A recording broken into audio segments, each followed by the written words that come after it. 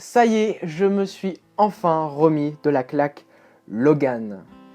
Bon, en fait, pas du tout. En fait, je suis hyper nostalgique. Et du coup, je me suis mis à relire plein de lectures sur le personnage de Wolverine. Et j'ai remarqué que j'en avais quand même pas mal. Et du coup, j'ai décidé de faire une sélection de mes comics préférés sur le personnage de Wolverine. Alors, quels sont mes comics préférés sur mon personnage préféré? On en parle juste après le générique.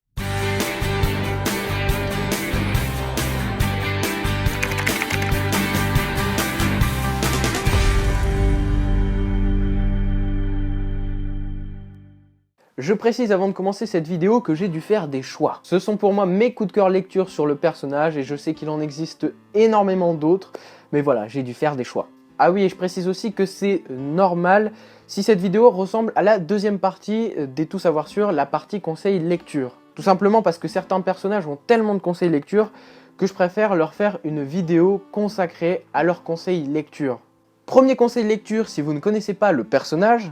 Non mais sérieux, il y en a encore qui connaissent pas le personnage de Wolverine? Non, plus sérieusement, si vous ne connaissez pas assez le personnage de Wolverine, la lecture parfaite est Je suis Wolverine. Sorti exceptionnellement à l'occasion du film Logan, cette anthologie vous dévoile les meilleurs épisodes de notre mutant Griffu. Rappelons que ce dernier a quand même plus de 40 ans d'existence et qu'en 40 ans, on a vu énormément d'épisodes sur le personnage, des bons comme des moins bons. De sa première apparition dans le Incredible Hulk numéro 180 jusqu'à le 74e épisode de Wolverine, en passant par l'Uncanny X-Men numéro 208, cette anthologie regroupe la crème de la crème sur le personnage. Certains diront que les choix sont discutables, mais je trouve ça difficile de regrouper les meilleurs épisodes sur le personnage de Wolverine quand il en existe des milliers. Je rappelle bien sûr qu'il y a aussi des dossiers dans cette anthologie. Avant chaque épisode, vous avez par exemple une remise en contexte, mais vous avez aussi un peu éparpillé dans le tome des dossiers sur la vie de Logan, son entourage, son histoire en général. Si vous voulez débuter le personnage, c'est LA lecture à ne pas manquer. Elle permet de découvrir l'ensemble de la carrière du mutant Griffu, et c'est du coup un très bon comics pour les débutants. Une fois que vous avez lu Je suis Wolverine, vous pouvez directement passer à Wolverine Origins, qui comme son nom l'indique, raconte la mort de Wolverine. Bah non, pas du tout, ça parle bien sûr des origines de Wolverine. Et je peux vous affirmer que ces origines ne sont pas si faciles que ça. James Howlett, le futur Wolverine, est un garçon timide, fragile, facilement malade, qui grandit dans la vaste maison de son père John, tandis que sa mère est cloisonnée dans sa chambre. Il s'entend à merveille avec Rose, une jeune fille servante de la maison, et Cabot, le fils de Thomas Logan, un des autres serviteurs. Ce dernier, buvant un peu trop, décide un soir de revenir à la maison des Howlett pour déclarer son amour à Elizabeth, la mère de James. John n'est alors pas d'accord et s'oppose à cette union. Thomas pète alors un câble et décide de tuer John. C'est à ce moment-là que James commença sa transformation. Des griffes d'os sortent alors de ses mains et, dans un élan de rage, il tue Thomas. Et ce n'est qu'une partie de cette histoire. À l'image d'un Batman année 1, cette origin story est complète. Elle approfondit à merveille le personnage dans un style graphique parfait pour l'histoire. Rappelons quand même que nous avons Paul Jenkins au scénario et Andy Kubert au dessin. Et ce qu'il faut savoir aussi, c'est que cette histoire est publiée dans pas mal de formats. Alors par exemple, je l'ai en Marvel Icons, mais vous l'avez aussi dans la gamme Marvel Hachette, dans un prix plutôt raisonnable, mais aussi dans la gamme Marvel Select, et plus rarement vous l'avez aussi dans la gamme Marvel Deluxe. Il est un peu plus dur à trouver celui-là, mais voilà, vous avez vraiment beaucoup de formats pour lire Wolverine Origins. Si je devais vous conseiller un format en particulier, ce serait bien sûr le Marvel Icons. Comme vous le voyez, il est un peu plus gros que les autres, tout simplement parce qu'il compile Wolverine Origins 1, l'histoire qui pour moi est indispensable, mais il a aussi Wolverine Origins 2, qui est la suite, qui est sortie un peu plus tard de Wolverine Origins, qui raconte un autre moment de la vie de Wolverine. C'est un peu moins indispensable, mais voilà, c'est quand même pas mal à lire. Mais vous avez aussi Wolverine la fin, qui comme son nom l'indique raconte la fin de Wolverine. C'est plaisant à lire, mais vraiment c'est pas sensationnel. En tout cas, Wolverine Origins est une série que je recommande. Je pense que je ne suis pas le seul à vous la recommander. C'est un parfait point d'entrée pour tous ceux qui aimeraient découvrir les origines de Wolverine, car c'est vraiment l'histoire qui raconte le mieux les origines du personnage. On enchaîne avec un classique sur le personnage. C'est ressorti ce mois-ci dans un format un peu plus grand chez Panini Comics, un format collector. Moi je l'ai dans la gamme Hachette, c'est bien sûr Wolverine Arme X de Barry Windsor Smith. Vous êtes-vous déjà demandé comment le squelette de Wolverine s'est transformé en adamantium? Ne me répondez pas que vous le savez déjà grâce au film Wolverine Origins, car je risquerais de m'énerver. Wolverine Arme X regroupe tout ce que l'on recherche chez le personnage de Wolverine. Proposant un récit sombre et brutal, parfois sanglant, Barry Windsor Smith nous montre comment la bête est devenue une machine à tuer. Sorti il y a déjà plus de 25 ans, ces épisodes n'ont pas vieilli et le récit est devenu incontournable. Bon, mis à part la colorisation, qui pourrait peut-être en rebuter certains, Wolverine Arme X est à lire juste après Wolverine Origins. Elle développe un moment important de la vie de Logan, un événement qui va le bouleverser et le transformer à jamais. Cela reste quand même une lecture assez compliquée, notamment quand on voit le nombre d'expériences que Wolverine a subies. Ça a dû être assez compliqué. Bon, après je sais que ça reste du fictif, mais voilà. On se pose plein de questions et on n'est pas les seuls, car Logan se pose aussi pas mal de questions. Il cherche désespérément à savoir s'il est un animal ou un humain.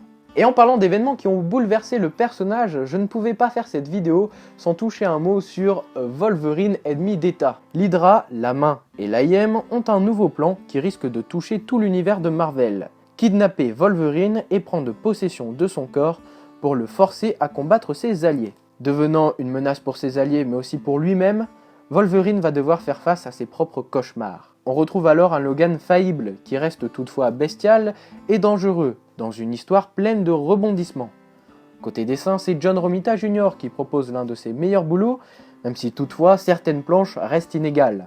Et oui, il l'a fait, Mark Millar, l'auteur de Civil War entre autres, a réalisé le rêve de nombreux fans du personnage en positionnant Wolverine dans une position inconfortable face aux autres personnages de l'univers de Marvel.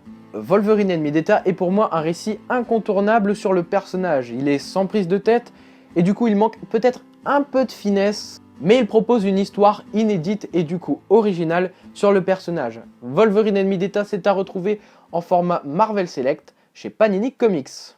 Enfin, comme de nombreux autres personnages, Wolverine a connu il y a peu la mort dans une histoire sobrement appelée La mort de Wolverine. Wolverine est au plus mal. Un virus venant du Microverse a ôté son pouvoir de régénération. La nouvelle fait rapidement le tour du monde et Logan se retrouve attaqué par différents ennemis, le traquant aux quatre coins du monde. Pouvant compter sur l'aide de Kitty Pryde, il ne pourra toutefois empêcher son destin funeste, sa mort. Une mort voulue par un individu assez mystérieux qui semble étroitement lié au récit Arme X. L'histoire est signée Charles Soule et Steve McNiven, et quand vous entendez le nom de cette équipe créative, vous ne pouvez vous attendre qu'à du bon. Le dernier souffle de Wolverine est mémorable, et nul doute qu'il touchera tout l'univers de Marvel, mais aussi tous les lecteurs de comics. A savoir que La mort de Wolverine a été republiée en tout début de mois dans la gamme Marvel Deluxe. Et il faut aussi savoir qu'après sa mort, Wolverine a été remplacé par un personnage bien connu que vous avez pu peut-être découvrir à travers le film Logan X-23. Pour le moment, elle porte à la perfection le costume de Wolverine, mais j'espère retrouver mon Wolverine préféré très prochainement dans les comics. Et bien voilà, c'est déjà la fin de cette toute nouvelle émission de mes lectures comics spéciales... Quoi? Qu'est-ce qu'il y a? De quoi? J'ai oublié une lecture. Une lecture qui a inspiré le film Logan? Mais il n'y a rien qui a inspiré le film Logan. Old Man Logan? C'est quoi ça? Bah oui, je ne pouvais pas terminer cette vidéo sans vous parler bien sûr du comics qui a entre autres inspiré Logan. Bon, c'est pas une adaptation, mais bon, c'est bien sûr Wolverine Old Man Logan de Mark Millar et Steve McNiven. Cette équipe créative vous dit peut-être quelque chose. En effet, elle a déjà proposé un récit culte chez Marvel, Civil War. Cette histoire se déroule 50 ans dans le futur, dans une Amérique presque apocalyptique, où règnent les super vilains. Les Avengers, plus rien, les X-Men, nada, mais est-ce que tous les héros sont définitivement décimés?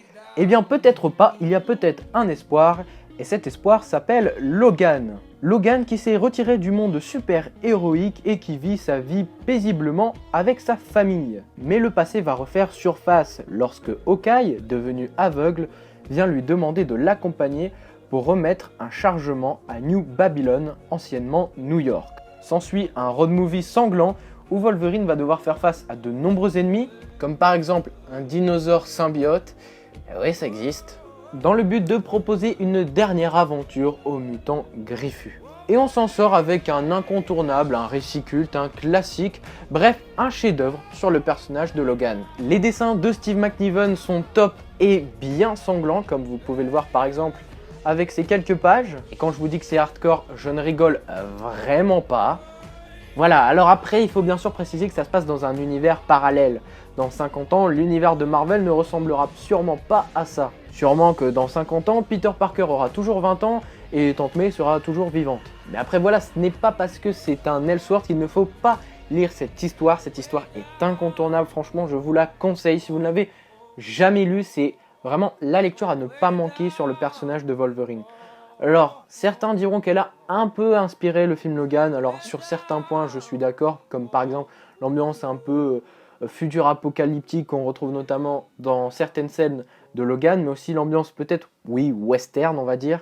Mais attention, Logan n'est pas une adaptation du comics Old Man Logan. Il y a énormément de différences. Je préfère quand même le comics au film, même si j'ai beaucoup aimé le film Logan.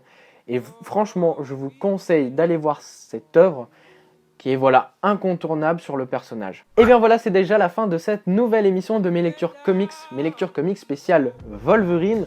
J'en referai sûrement ce type d'émission. Je pense que ça peut être vraiment intéressant. N'hésitez pas à me dire ce que vous en avez pensé dans les commentaires. Si vous voulez que j'en refasse, j'en ferai sûrement pour chaque sortie de série ou de film où il y a un personnage important qui a beaucoup de lecture. Il y en aura peut-être pour les Gardiens de la Galaxie, je ne sais pas encore, car les Gardiens de la Galaxie n'ont pas non plus énormément de lecture, en tout cas en VF. Je vous donne quand même 2-3 mentions honorables sur le personnage de Wolverine, d'autres lectures qui ont retenu mon attention. Vous avez par exemple l'Omnibus Wolverine avec une grande partie du run de Jason Aaron qui a pas mal révolutionné le personnage. Donc ça, c'est un coup de cœur aussi. Je ne l'ai pas mis dans mes coups de cœur parce que je trouve peut-être que c'est un petit peu cher. C'est quand même 66 €. Il y a quand même une dizaine d'épisodes. Voilà, c'est vraiment intéressant. Après, bon, voilà, il y a du bon comme du moins bon. Tous les épisodes ne sont pas indispensables. Mais Jason Aaron a amené pas mal de choses sur le personnage de Wolverine. Donc je pense vraiment que c'est une lecture à ne pas louper.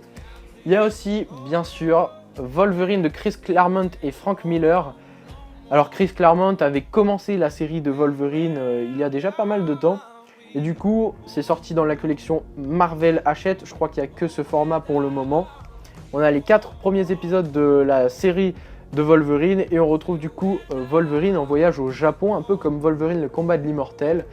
Et c'est vraiment très bon, il est en proie avec la main, c'est du old school niveau dessin, je vais vous montrer. C'est assez old school niveau couleur et dessin. Mais voilà, ça n'en reste pas moins une lecture indispensable parce qu'on a 2 auteurs de renom, Chris Claremont et Frank Miller.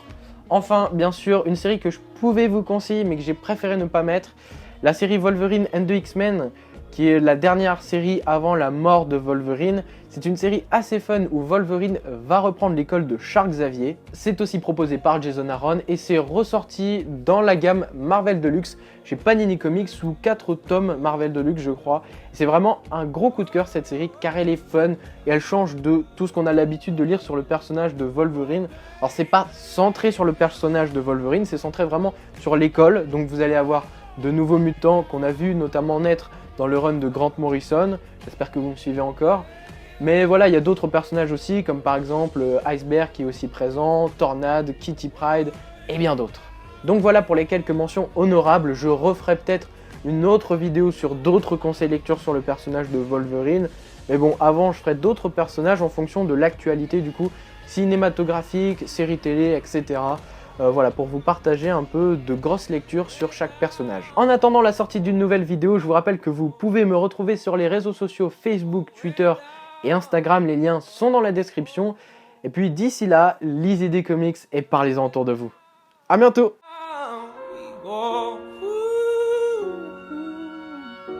Way down we go.